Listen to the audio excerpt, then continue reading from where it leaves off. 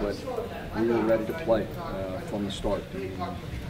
As tired as we were, I thought that we summoned up great energy to start the game and kind of put them on their heels a little bit. We might be the only team, I'm not sure, that's beaten every team in the league now, which is hard to do in this league. But we're still in the hunt for what we're trying to get, a top 2 seed. So I'm proud of what we did. We had a few bumps in the middle of the second half and got that fixed and get ready for Sunday. You handed the league leaders their worst loss on the season. Would you call this your most complete game of the year? Offensively, it might have been because we were able to move the ball where we wanted to go, and they're pretty high-powered offense. I thought we took them out of some of their favorite stuff. We made a few mistakes, but I don't know. I mean, we just had 2 great road wins, so it's hard to compare. I mean, going on the road, having an above 500 road record in this league is just as hard. But beating them, I mean, we lost 2 close games to them in Seattle, and our players felt like we knew how to play against them, and luckily we came out with that kind of energy. Right before All-Star, you obviously had the big trade, and then a bad game against Connecticut, I think it's safe to say. And how did you regroup this team after the All-Star break? I think the biggest thing is we went back to some basics defensively. It's hard right now because no teams are getting much practice time because of the schedule. So it's really hard to correct a lot of things. We did more by watching film of us.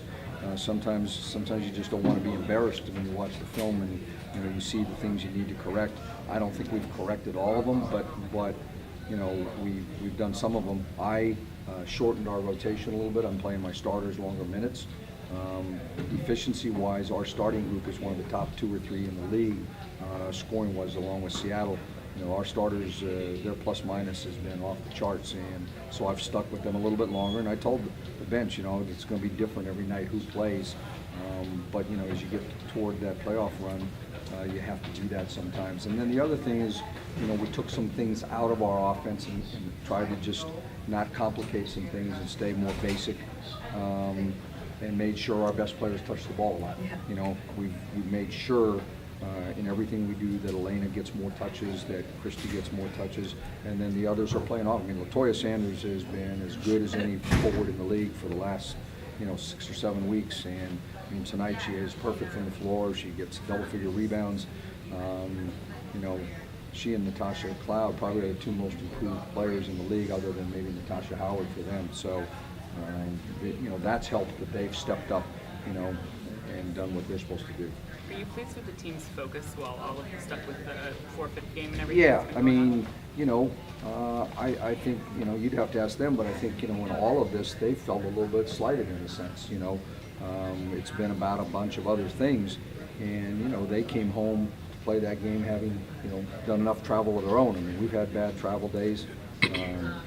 I can empathize with what Vegas went through. I'm not sure if I can sympathize with the decision, but I understand there's really tough days. But our team has gone through it. I mean, we've had a lot of, when we took a red eye to get home and basically slept yesterday. We've been home for 26 hours before this game. So, it's just the way it is. That's part of, being a pro athlete and playing a shorter season because of the World Championships.